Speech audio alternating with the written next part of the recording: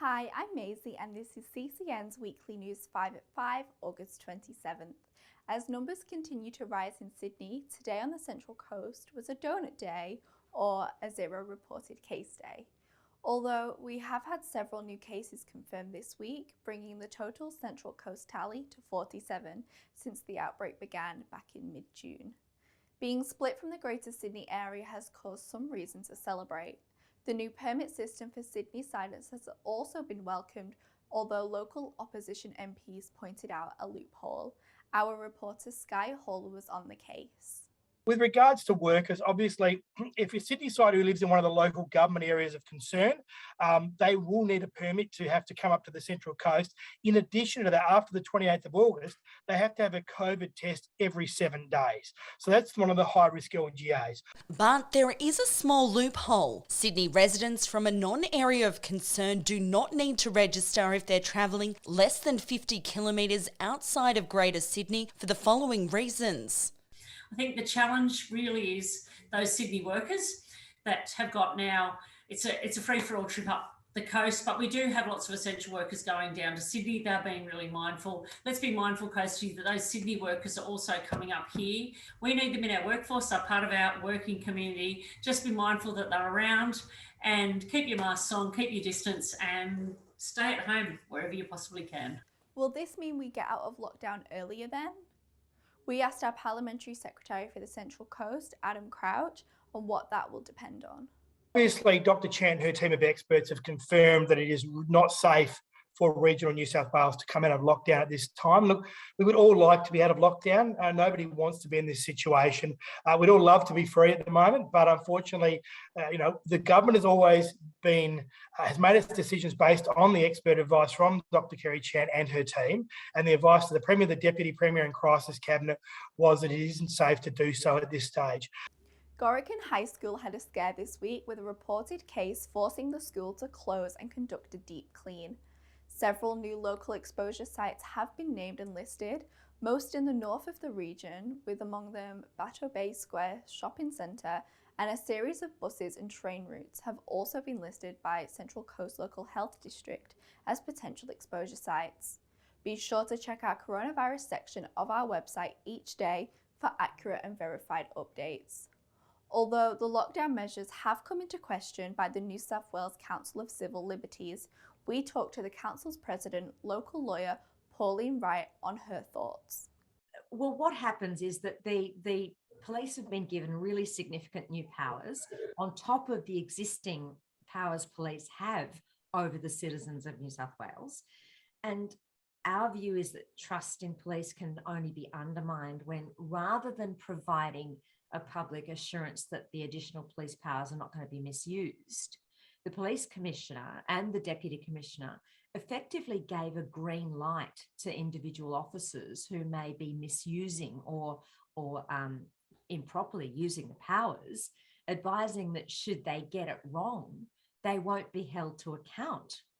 Now, that's really alarming when these new powers are going to allow police to enter people's homes without warrant and require people to present to police during compliance checks. It's just the police, whose job it is to know what the rules are, should be held to account if they misuse those powers. Let's go to David for local council news. Thanks, Maisie. Well, the good news is that council's finances are being repaid more rapidly than budgeted for. The 2020-2021 financial year was much less catastrophic for Central Coast Council than anticipated when councillors were suspended last October, according to the draft financial report presented at the August 25 meeting. Here's what Rick Hart had to say. Report to government, that's where we highlighted the fact that there would be a total debt projected of about 565 and that we would need to borrow money, etc., etc.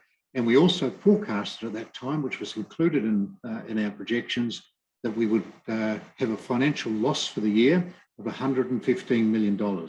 So that was at that point in time when we first got in there. Now, subsequent to that, of course, we put into effect some of the reduction programs that we had to put forward for the bank. So that was reduction in staff numbers, the reduction in costs for the materials and contracts, and limiting our depreciation spend to just that which looks after 100% of our assets, which is 175 million. So we put those restrictions in place, and I also cut out, I think it was about 50 or 60 millions of projected capital expenditure. So all those things went into place during the balance of the year. They were carried out. As a net result of that, we ended up with a significantly less of a loss, which was the 61 million, as we're currently showing in our draft financials, which now go to audit. Though Mr Hart did reflect later on how tricky it was to get the bank loan that secured part of the refinancing. Read all about this in this week's papers or online. And in what looks like another council saving measure, the animal care facility at Erina will be closed and consolidated to Charmhaven, something that has ruffled feathers of two popular community groups. Here's Sky Hull's report. For its own forever home. Because we just realised that there's not enough rescues out there. The rescues that are out there are overloaded. It's a very big LGA, and as per the stats say, not only have we got the most dogs on the coast, we have the most dog attacks on the coast as well. And I'm a bit concerned, that the demand is way too much for a small facility. I really think that they need two facilities, but that's council's decision. Buckley Rotary Club, who are based next to the Charmhaven Pound, were given an unexpected eviction notice from council. In July, we got a notice from the council to saying they were terminating our lease because our lease ran out in 2015, and we've been trying for 6 years to get that lease renewed to no avail. Because of the amalgamation of the council, they told us they weren't doing that sort of stuff anymore. And then just out of the blue, we get an eviction notice saying to be out within a month. And at the Paralympics, local Peter Marchant of Wallara is currently competing in the Paragames Archery Compound Open Ranking Round. The starting time was 3 p.m. this afternoon, and Peter's seeking to rank well ahead of tomorrow's elimination round. The finals for this event will be held on Tuesday next week. Thanks, Dave. All of these stories and thousands more can be found on our website without a paywall or in this week's Coast Community News, Coast Community Chronicle and the Pelican Post. Remember to subscribe to all of our Twitter, Facebook and Instagram pages for updates throughout the week, and keep an eye out for Sky Hull's video updates. To finish off this week, we spoke with local poet Will Small, who's on a mission to revive the quiet art. We hope you have a safe and fun weekend, and we'll see you next week. Bye-bye. The length of our hair or the colour of our skin, the clothes that we wear, our favourite things, these do not change the deep stuff we carry within.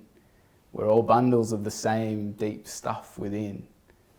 And so this is a poem about hair, but it's also about being wild and free. Whether you rock dreadlocks, a man bun, a mullet or fade, whether your hair is hot pink, blonde, brunette, ranger or grey, may it just be one of the ways that you say, the way that I am, is perfectly okay. Whether you are he, she, or don't fit either so cleanly, may you know who you are and learn to love yourself freely.